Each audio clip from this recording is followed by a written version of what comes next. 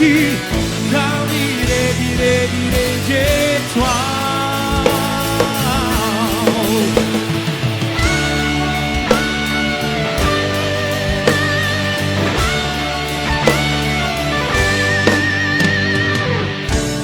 Itu bakal doaku majen, aku lewati kau.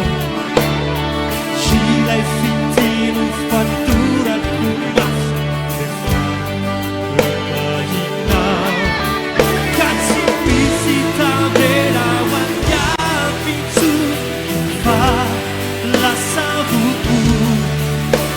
Tetui sariku nuiriku rau fiten unik puna. Oh jika kori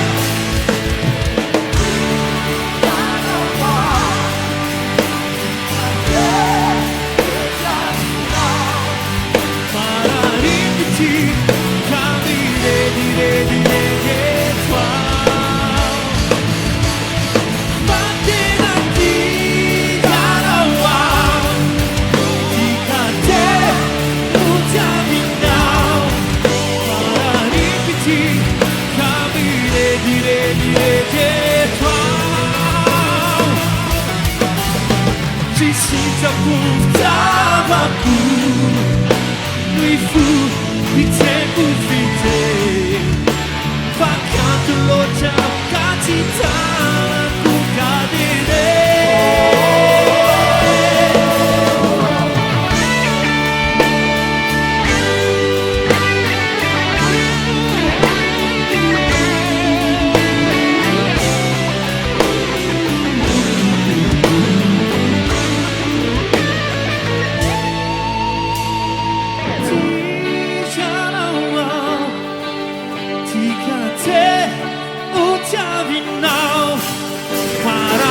Petit, kami ready toi.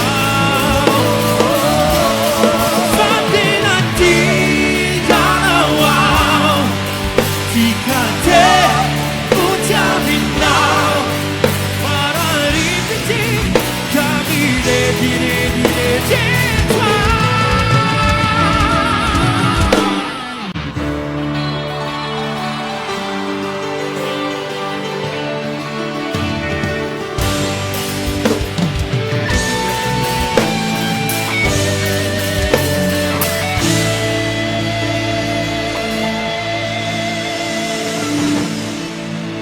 Só cabeça,